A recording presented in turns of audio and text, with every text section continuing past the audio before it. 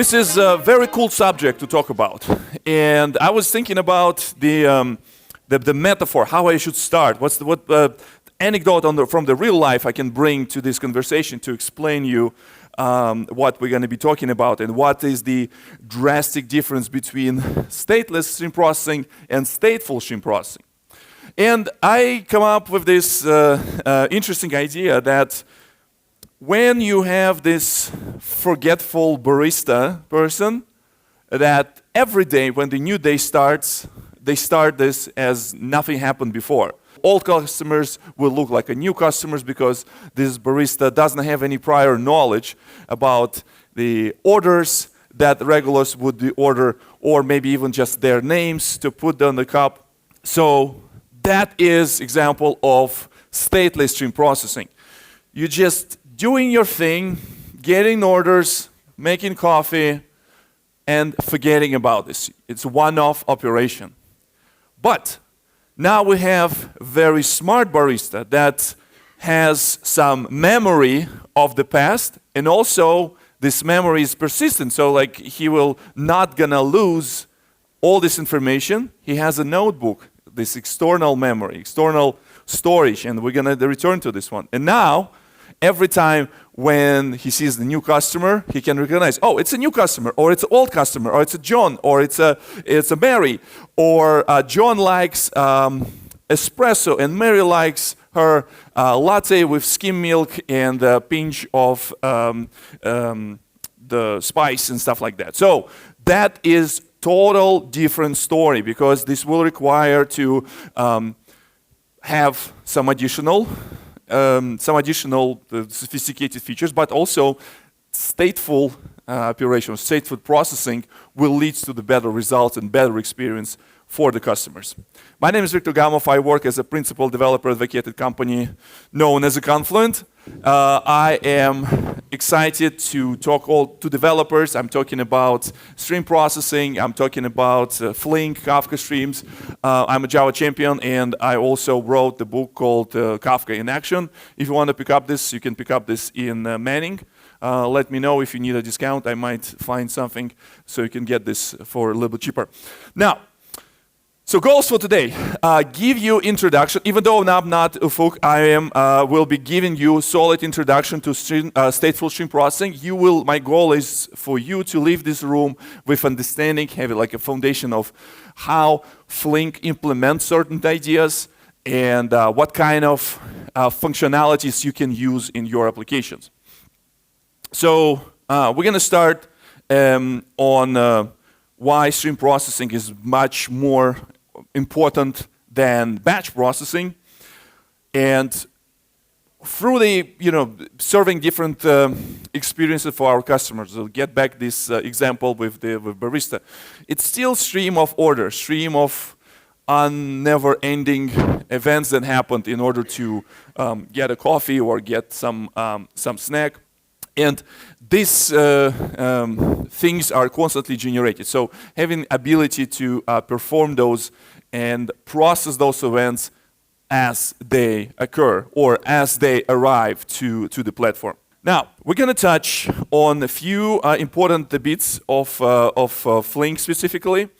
We're going to talk about streams. We're going to talk about state, snapshots, and how Flink handles time. So streams, how events will arrive to the system, how we're dealing with this, how we're going to deal with state. Remember this notebook that this barista has, and some other aspects how these orders can be handled. Reason why we like to talk about this. I don't know if you heard this term called mechanical sympathy, and it actually came from the racing. Anyone like racing fans, like F1, NASCAR maybe, like it's a very like American thing. And mechanical sympathy is a term that every respectful driver should know enough about internals of the system, about engine, about all the components that are responsible for making car go faster. They need to know enough in order to make educated decisions in order to go faster, go slower, to do like to pass, or maybe let someone to pass them so they can attack from another angle. Same thing also applied to those systems. As a developer, most likely you're not going to be using all these things directly. You will be using either Flink SQL or you will be using Flink API. But understanding what is happening inside this system will lead to better results and better utilization of this framework for you as a data streaming engineer. All right? Cool? Apache Flink, it is open source stream processing framework, or like a data processing in general, because Flink unifies, based on the Flink APIs, it unifies how you will deal with bounded streams and unbounded streams. So you can say this in general, it's a data processing framework. It includes APIs for developers to build an application. It includes infrastructure where this framework will be executed. So there will be cluster components, the job manager, task manager. There's some very sophisticated mechanism between how those components communicate with each other. It is open source framework. It's under guidance of Apache Software Foundation. There's a very active community of developers. We at Confluent, we employ a bunch of active contributors to Apache Flink. So we contribute to open source through paying money for those to those remarkable engineers who work on this fantastic tool. And right now, it's one of the industry standards when you're trying to pick up and do stream processing. Maybe another example of similar size of community would be Spark, and Spark has its own kind of capabilities to do stream processing. But Flink pushed the boundaries in terms of how we're thinking about the data into the point where there would be one type of API that you need to write. Apart from being a framework, there's also some side components available, not only for writing application, but also running those applications, how you can schedule jobs, how you can run Flink jobs in Kubernetes. All these things also included in this project. So there's a bunch of things. Flink itself provides a very big ecosystem of connectors. So how many of you heard about Kafka Connect and connectors? All right, few people. Okay. So it is not like that. So it's different type of connectors. And sometimes people ask, okay, so the Flink has this connector and Kafka has this connector. Should I get this data from Kafka, or should get this data from Flink? So Flink is a general purpose framework. It works fantastically with Kafka and streaming technologies. However, it is absolutely not prerequisite. You can run Flink separately and never use it with Kafka. You can use it with files. You can use it with messaging systems different from Kafka. You can use this with different databases. There's connectors for Cassandra, Elastic. Flink has its own type of connectors for change data capture. If we need to, say, plug to some of the database and extract the changes of database directly into Flink. But, like I said, Flink works amazingly with Kafka. There's connectors for different type of API. There's a connector for SQL. Works great with Confluent technologies. Works great with the scheme registry. And also, there's like a rich framework that you can build your own connectors. Virtually, you can connect any type of source into your Flink application. Typically, just give you idea what kind of use cases the people solving with Flink as a framework. We start with data pipelines and doing any type of transformation. We get the data from one source, we need to massage it, we turn it into a different format, and for example, we can extract data from real-time operational system and put them into kind of like a analytical state, right? So it's one of the use cases. Another use case would be something like maintaining materialized views. Some of the systems, we can receive the data from the systems like Kafka, and we do enrichment with some database, and we can maintain some sort of like a view of this data in the form of materialized view and ship it somewhere. Also, maybe ship back to Kafka. in event-driven applications, even though it's a framework, it's the model of deploying jobs is slightly different from traditional like microservices approach where you have like everything in one microservice and can deploy it, because in Flink you need to kind of deploy this on the cluster.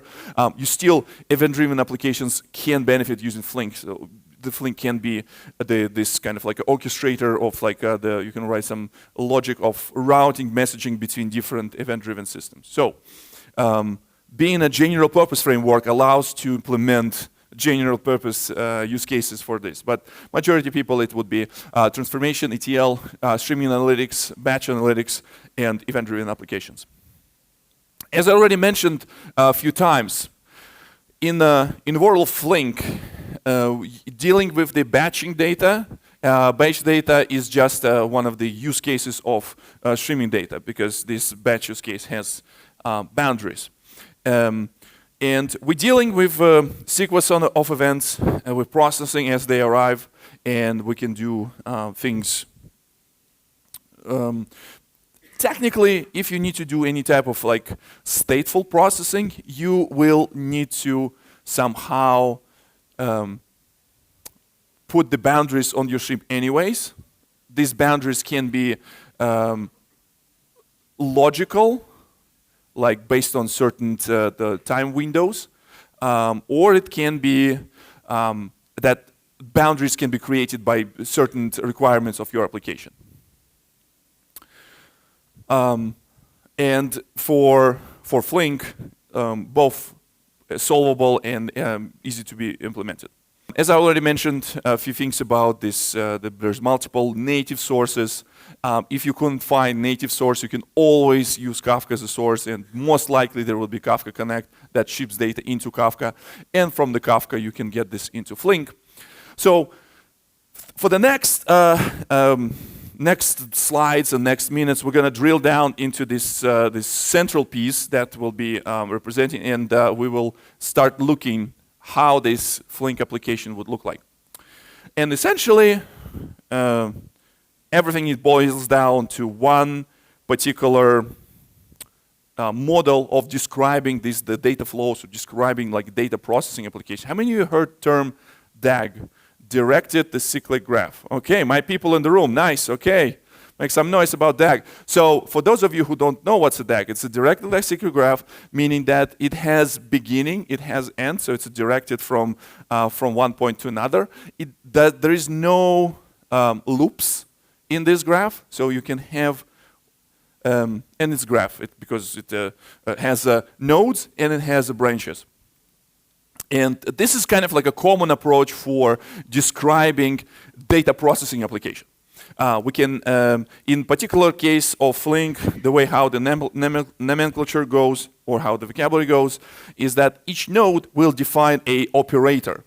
Each operator will doing something with your data. It can be operator that perform stateless processing or stateful processing. And direction of these branches will define how this operator will take the result of this processing and ship it to upstream. It can be input of another operator, or it can be sync, like final destination, where we need to land this data afterwards. So let's talk about a couple things that you need to know, or things that you need to keep in mind when you start dealing with this stream processing. So Flink already provides capabilities for you to not dealing with this, but internally you can run massively parallel jobs based on the, if your data stores allow you to perform this like a parallel operations. In this particular case, if we're talking about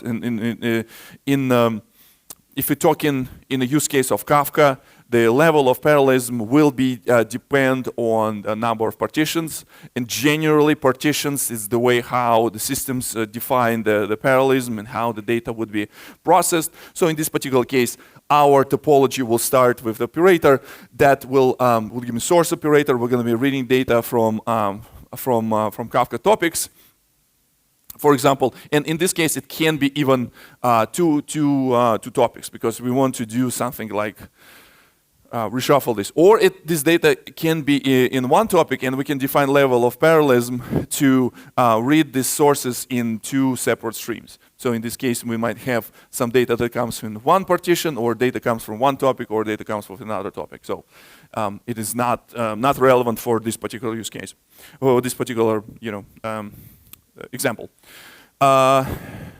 Each operator forward data to somewhere. If there's no place where the data goes from the operator, so it's a sync operator, you will land this in the final destination file, database, another Kafka topic, or whatever. In some situations, in order to perform certain operations on top of this data, it requires that data needs to be moved around on the system. So this is operation usually known as shuffle or repartitioning. I'll give you an example. Anytime you're trying to do some sort of like a distributed join, you need to collocate data that you will be eventually joining to. The way how other systems were doing this, if a Kafka Streams example, Kafka Streams has like a similar concept how to data will be allocated. In Kafka Streams, we will generate special topic inside the Kafka that will include repartition data.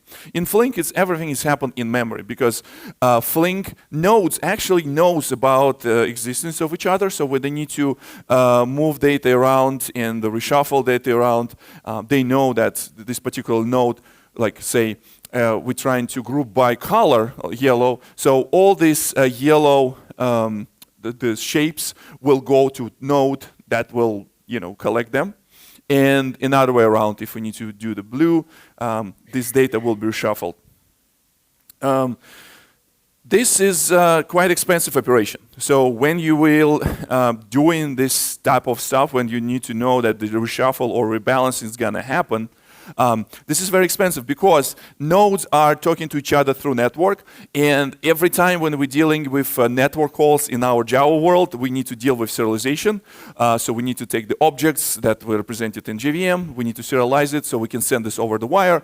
The good thing is that this happens automatically. This is something that Flink gives you for free. You don't need to think about this and how this will be played. However, remember always mechanical sympathy. In order to understand the system and in order to make the good decisions about the system, you need to understand how things work. So in this case, you probably, if you cannot avoid shuffling, you need to find a way how you can use very effective serialization. You're not using Java serialization, or you're not using like a cryo serialization, which would be fallback.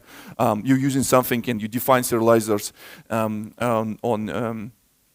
this system.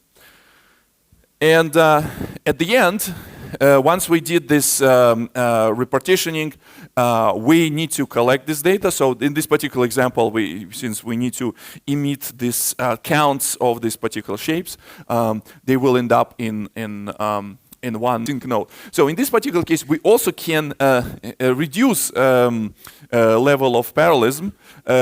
And it will be depend on what kind of sync we have. If your sync will support parallel writes, say we will write down to another Kafka partition, so you can have this in parallel. There would be multiple things that this data will land with yellow bricks will go to new Kafka topic and the new partition, and our purple will go to another partition. But if you just need to dump this in one file, you can have one sync that will be writing this data. Everything will go to one node, and this node will be our kind of like accumulator and the collector of this data. Now, so this is basically a flow of this operation. So let's break it down. If we're going to use a particular, in this case, we're going to use a SQL statement, but SQL statement is a good example because in SQL, things are not executed in order how they described in SQL statement, as you know. Comparing to imperative way of data stream API, how all these operations actually structured based on from the beginning, we're defining how we're reading data from source, we do some processing, and after that we send this data to sync. Now, with the SQL, it's actually quite different. So, first of all, in the very beginning of the SQL query, we're defining our destination. As you can see, this is what we defining when we say insert into. This is going to be our sink when the data will land at the end. Next, we need to we're going kind of like a backwards from here. Select color and count. So we do filtering and also we do aggregation here. Not technically filtering because it is how we call it, like projection, because we're interested only partial result of whatever we have in events. So we do count. This is where the related related events will land in this count, and they will be performed in the count node. We defining filter. This is where we define the color. Remember in this particular case. And now on the very beginning, we're defining from where we're going to send all this data. Once again, the way how it goes, SQL, it goes from results. We're going into group by and performing count, defining some of the filters, and after that, everything starts with events. As a framework, Flink provides you multiple ways how you can interact this. And despite of popular opinion, and I also recently learned this, there's the two types of APIs. And these APIs, I'm a Java fan. I'm a Java guy. Like I write the right Java code. Anyone Java people? My Java people here, all right? Scala people? Yes, less and less people in the room. Fantastic. Hopefully next year there will be 0 Scala people. Anyone Kotlin? Kotlin? My Kotlin people? Anyone? Yes, few people. More Kotlin people, less Scala people. Flink 2.0 eliminates use of Scala API. It warms my heart. That's fantastic. Anyhow, so I digress. So the two types of API, data streaming API and SQL API. Data streaming API, it's for my Java people, it's a Java util stream style of programming. It is high level enough in order for you to define, you're not going like a very deep into the processing function. You'll have some high level functions like count and aggregates and all these kind of things. And also it built on top of like a low level processing function API. The SQL and the table API, it's the two flavors of another type of API. Despite of the popular opinion, the SQL and the table API is not written using data stream API. It's actually using the low level the concepts to do on the processing function.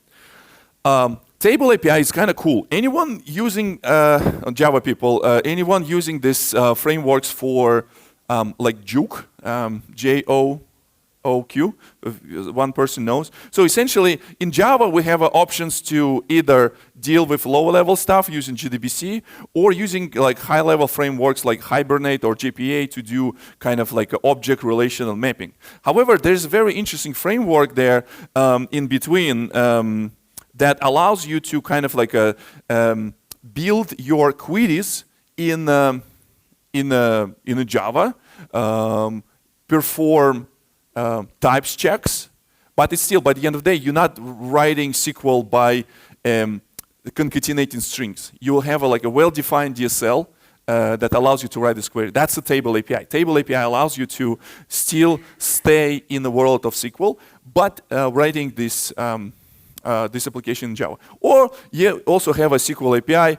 You can have a dedicated Flink client. You can connect there from the console, submit these queries, or you can like submit this query without running the some of the consoles. You can have your applications defined in your SQL file. In Confluent Cloud, we opt in for implementing your applications using SQL API and Table API. So if you will be implementing something on the Flink and the managed service for Flink at Confluent, data streaming API is not available there. It might change in future, but for now, the story is that SQL and table API is that you're using for writing your stream processing applications in Confluent Cloud. Now, the level of abstraction, as you expect, the way higher of the level of abstraction, you have a more high-level concepts, and you don't need to worry much about how the things will be done because of this component that I didn't talk a little bit. So when you're writing your SQL or writing your table API, this initial graph or the initial representation of this job in SQL will be pushed down to the special component called optimizer that will look into this SQL query and try to build a optimized topology, maybe removing some of the unnecessary steps in this like operator pipeline. So this is something is not available on DataStream API, and this is more closely pushes some of the Flink ideas into ideas that we inherited from databases. But this doesn't make Flink a database. Flink is still stream processing framework. Flink uses SQL as a DSL to define the jobs, but it's not making it a database because Flink lacks of ability to query storage. It's not a database where you can kind of like run this query that will constantly maintain your materialized view, and you can easily query from your application. So it's not like that. The lowest level, when you go and implementing certain things, is called the processing functions framework or process function API. This is where you kind of maybe if you need to implement your own connector, this is where you go to this level and you start implementing those things. You have access to timers, some low-level constructs, and so it is it's quite interesting. But potentially you need to have like a higher-level skill and higher-level, more higher-level understanding of Flink in order to use this. And again, for my Java people, it's quite verbose. You kind of like you implementing certain interfaces or you extending some abstract classes. You need to implement a lot of things yourself. It's just an example. Don't try to read and understand this code. I just wanted to show you how this API would look like. Now, so let's get back into topic of our conversation: stateful stream processing. How this will be affected in. So we have the idea of this data graph.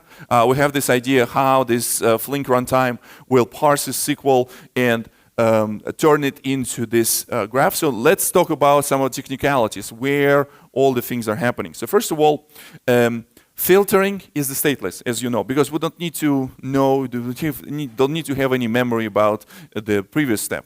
So that's why those nodes are stateless. But when we need to have a count, we need to have like a previous result, because the way how it counts does is just a increment +1, +1, +1 when the new message will be arrived. So that's why the state, I'm sorry, this operator that performs count will require some local state in order to store results. In case of failures, in case of something happened, like maintenance or things like that. Now, the way how it's done in Flink, and to be honest, in many other systems, they use a very similar approach. You have a state somewhere stored in memory, and after that, when you need to store it somewhere else, you will be storing in something that would be fast and also embeddable. So that's why many systems they choose to use RocksDB as their storage that allows them not only not writing this stuff themselves, but also they allow to embed. The RocksDB is extremely has a low throughput in order to embedding to the system, but it still has some capabilities from real database. It's key value storage that can store some of the results. It fits very well in our use case of storing some of the intermediates from particular operator. There is also functionality that allows to kind of like a local state or replicate local state into some remote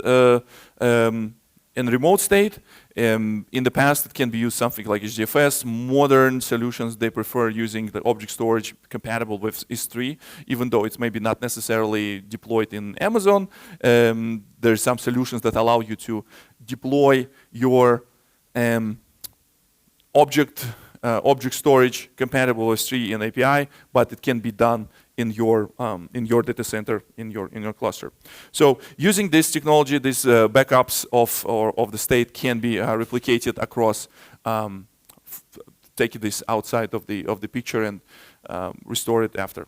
Where you need to think about when you're thinking about the state, where the state will be used. First of all, every time when you need to do any type of like windowing operation. So the windowing, you're putting some additional boundaries of this unbounded stream of events. Say you can have a time window for couple days.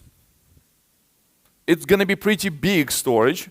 Depends on the amount of events you're receiving, but it's possible. When you need to perform data deduplication tasks, so you need to have a store of this unique object somewhere, so you will compare this with duplicates, and after that, when you find there's no duplicates, you will flush it down, but in order to perform this comparison, you need to store it somewhere. Aggregations, when we have a massive amount of keys. Some of the use cases or some of the known usages of Flink and specifically storage is that like Netflix, they use this for their recommendation system. It was 2018. I think this number is already obsolete. I think there's would be quite bigger since we were watching Netflix in 2019, 2020, 2021. Those I actually don't remember those years, to be honest. Like seriously, like where these 5 years went.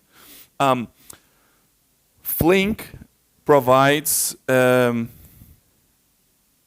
guarantees for some exactly one processing. So these guarantees also needs to be translated into snapshots. So snapshots need to be consistent with the data, and Flink also handles this underneath and like by itself. There's two types of snapshots that you can explore, you can find in the Flink world. It's the checkpoints and save points. So checkpoints is something that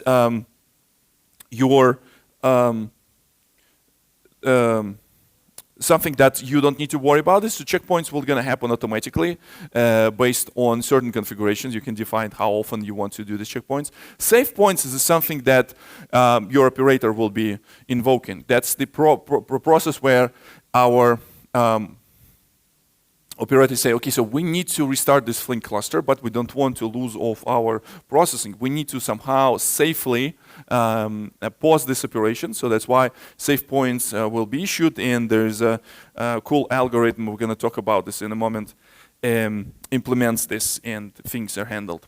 And when we need to restore, Flink guarantees the consistency of the backup. When it will be restored, it will have same state that was before it was placed into. Now, let's talk a little bit about how the state snapshot works. So, it's a distributed system.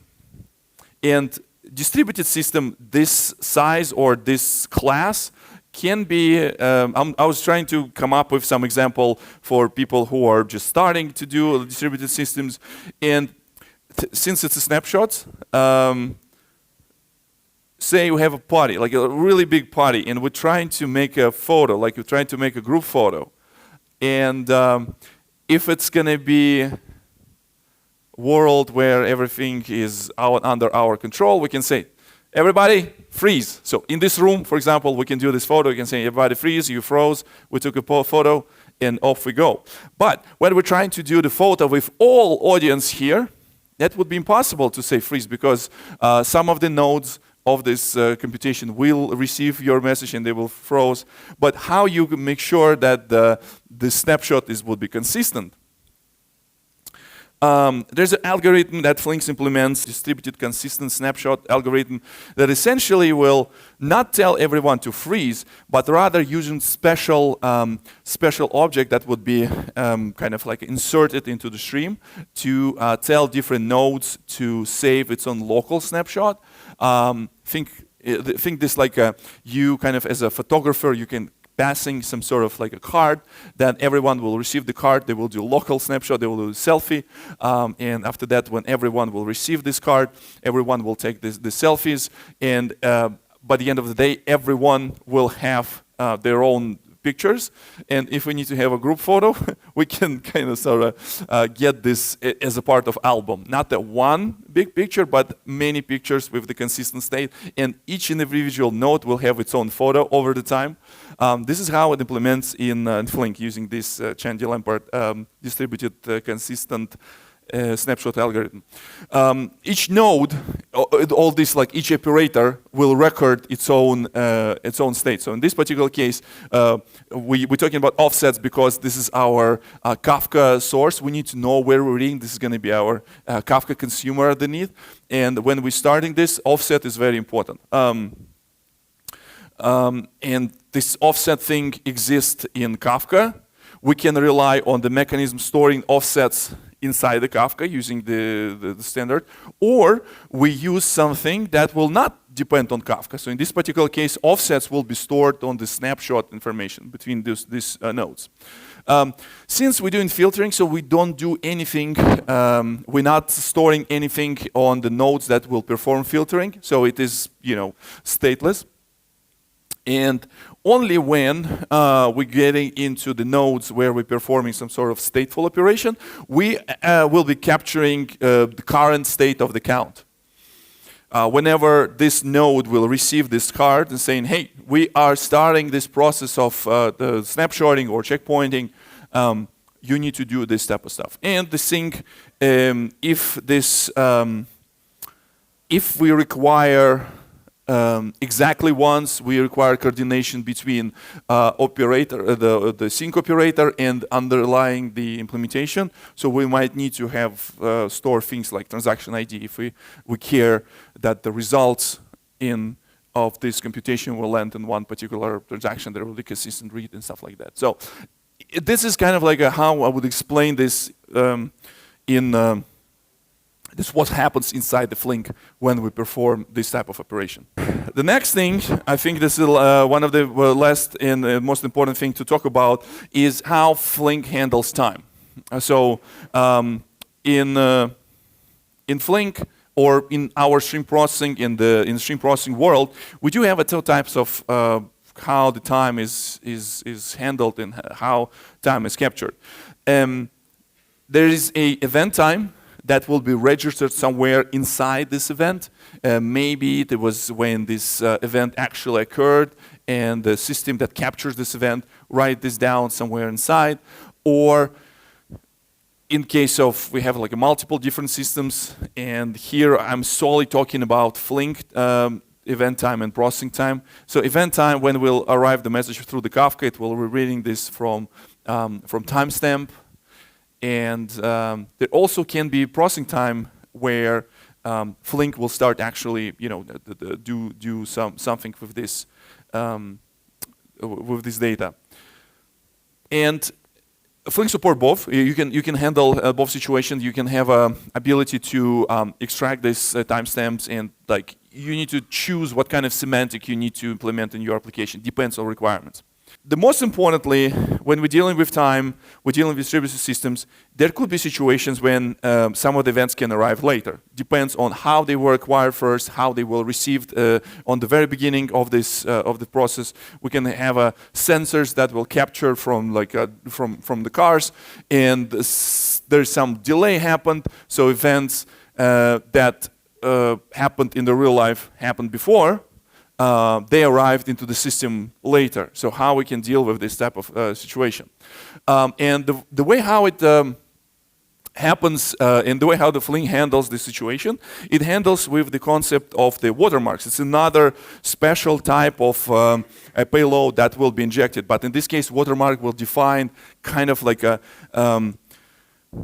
barrier in our processing that will say that, okay, so we have very strong assumption that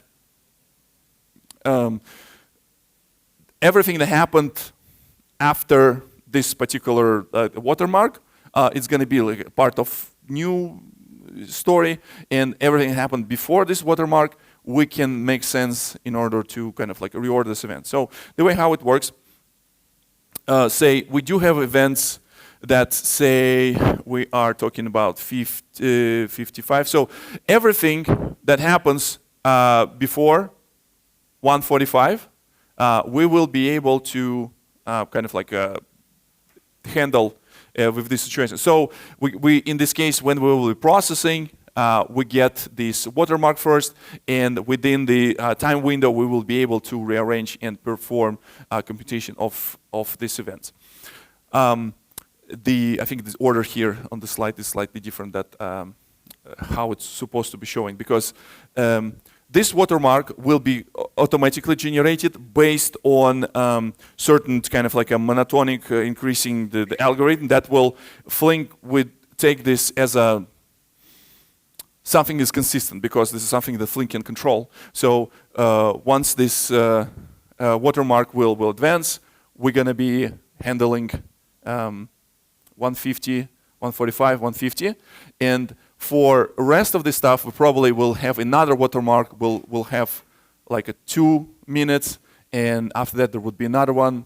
So we have 58, 55, 56, and 2. And after that we have a 202. So in this case, we're going to be having another watermark starting with 2.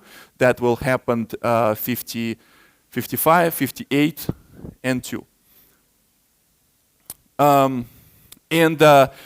Only when we need to process inside our processing function or inside our SQL query will make sense how this order will be implemented. And these functionalities will be, again, you will not see how this will affect, but sometimes if we define the wrong watermark, sometimes people have these issues where they don't see output immediately because the watermark is waiting and it not allow to process incoming data because of this waiting for new late arriving events. Do we have another watermark? Yeah. So, and for the second one, we need to have another watermark with at least 2 if we need to perform next computation. This is something that available for you to handle this late arriving events. There is a very good website called developer.confluent.io, and there's a very good YouTube channel called Confluent Developer. And there's a few cool videos that my colleagues already posted that explains this with moving the pictures. You can go and check it out. If my explanation was not entirely kind of like up to the standard. Because it's a very hard topic to explain in general. You need to kind of like try to implement this yourself and see how this semantics will work in your particular use case. But in general, watermark is something that Flink will inject artificially, and it will allow to have control over late arriving events. And in this case, you will be performing some of the like aggregation computation within windows that will be defined by these watermarks. Now, in summary, stream processing is hard, but it's cool, very rewarding because it gives you ability to perform the events, not wait until they will fully arrive. You dealing with the sequence of events, and you do some sort of computation on this. Stateless stream processing is easy. Stateful stream processing is easy. Stateless is easy. Stateful is hard because it will require additional storage. Flink already handles this. A local state is supported. Distributed state is supported. Flink provides capabilities for creating the watermarks and dealing with late arriving events. And Flink provides very robust system for handling failures. You can have a save point, you can have a checkpoints in case of failures, and save points in case of you need to perform a maintenance. So Flink is a great system to learn for data processing, and developer.confluent.io is probably the best resource out there on the internet that allows you to learn all these things. Not only Flink, Kafka, schema registry, full-blown data streaming platform. Hopefully you like it. Check it out. Again, developer.confluent.io. Repeat after me. Developer.confluent.io. Because it's almost like the 6:45. We're almost done. The join Flink community, join Confluent community. To ask your questions. It was absolutely unnecessary because I have a total control over my time. So we have at Confluent we have a Slack where we have all things that we built and we also nurture community. But Flink itself has a Slack. It's a very vibrant community with many people who are either contributing or people who are using Flink. So join the community. And as always, my name is Viktor Gamov, and have a nice day.